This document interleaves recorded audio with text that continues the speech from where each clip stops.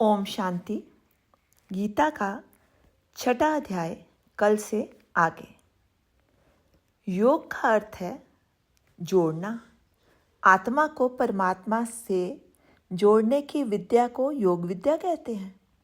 हमारा मन चंचल है, हनुमान की तरह उछल कूद ही करता रहता है। इंद्रियां वानर सेना है जो माया में भटकाती रहती है। मन पर काबू पाकर बुद्धि को सूक्ष्म करना होगा, अहंकार को जलाना होगा, मकड़ी के समान जीवन बिताना होगा। जिस प्रकार मकड़ी अपने आप अपने लिए जाला बुनती है, उस पर चढ़ती है, गिर जाती है तो फिर चढ़ती है, ऐसा वो जब पैदा होती है तब से मरने तक बराबर करती रहती है। इसी प्रकार हमें भी अपनी मुक्ति और भक्ति के लिए खुद ही सूत बनाना है। कभी कभी अहंकार के कारण इस पर चढ़ते चढ़ते गिर भी जाएंगे, पर फिर से अहंकार को ख़त्म करके चढ़ाई करनी होगी।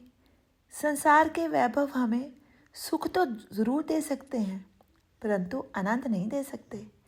ये जीवन एक चांदी के सिक्के के समान है, जिसमें सुख और दुख ये दो पहलू हैं।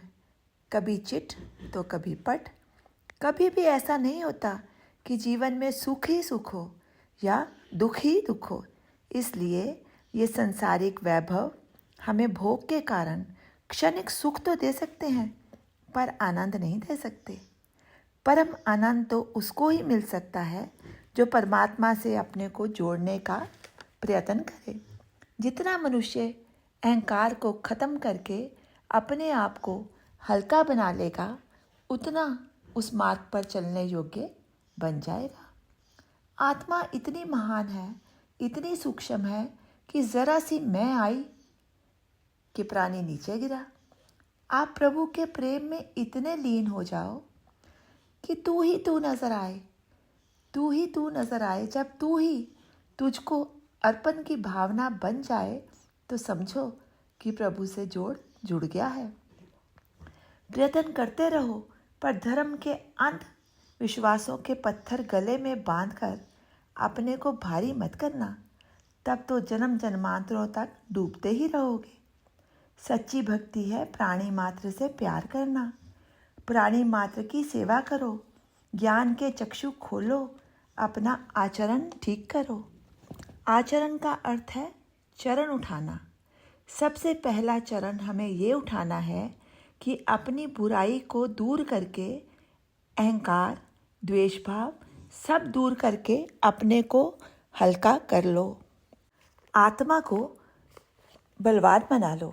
जो व्यक्ति आत्मा की आवाज़ सुनकर जीवन में किसी कार्य को करने के लिए चरण उठाता है, वह फिर अच्छे या बुरे नतीजे से नहीं डरता, क्योंकि सब कुछ ईश्वर को अर्पण करके करता है।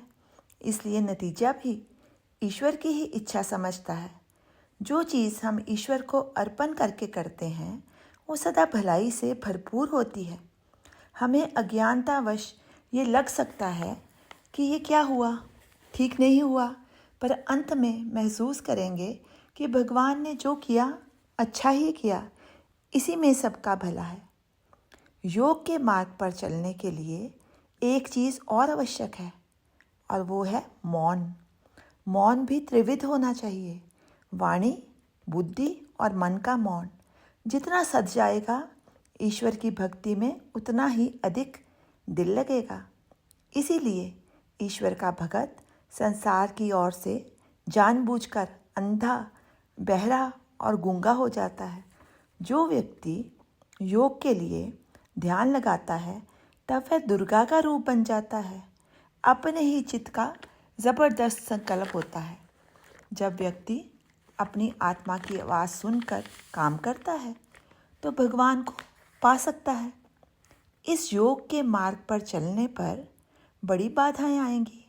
कभी ममता, कभी मोह, कभी लोभ, कदम कदम पर रोड़े अटकाएंगे। किंतु भगत यदि प्रभु का ध्यान करता रहे, नित्य उससे सहारा और शक्ति मांगता रहे, तो ये कठिन अवश्य है, पर असंभव नहीं है। एक दिन वो इस माया के संसार को अवश्य पार करने में सफल हो जाएगा। जिसको अपने प्रभु पर विश्वास होता है वो कभी भी निराश नहीं होता, चाहे वह भवसागर या माया के सागर में गले तक डूब रहा हो, पर वह यही कहेगा कि कमर तक पानी है, कोशिश करूँगा तो ज़रूर तर जाऊँगा। उस भक्त की भावना यही रहती है। जब हर पल हर क्षण उसके भगवान उसके साथ हैं तो एक दिन अवश्य पार कर ही लूँगा। आवश्यकता है ऐसी भावना बनाने की। जब हम भक्ति के मार्ग पर चलते हैं तो हमारे भीतर एक खोज, एक सूनापन आ जाता है। अपने भगवान को खोजने को इस प्रकार जब लगन लग जाती है तो वो दिन दूर नहीं कि तुम्हें आनंद मिले। पहले तो इस खोज में ही आनंद मिलना शुरू हो जाता है और हम हर पल हर क्षण उसको ही भजते हैं। ऐसा करते करते जन्म जन्मांतर में जब प्रभु का साक्षात्कार होगा तो वो हमारे लिए परम आनंद का दिन होगा। ओम शांति। शेष कल।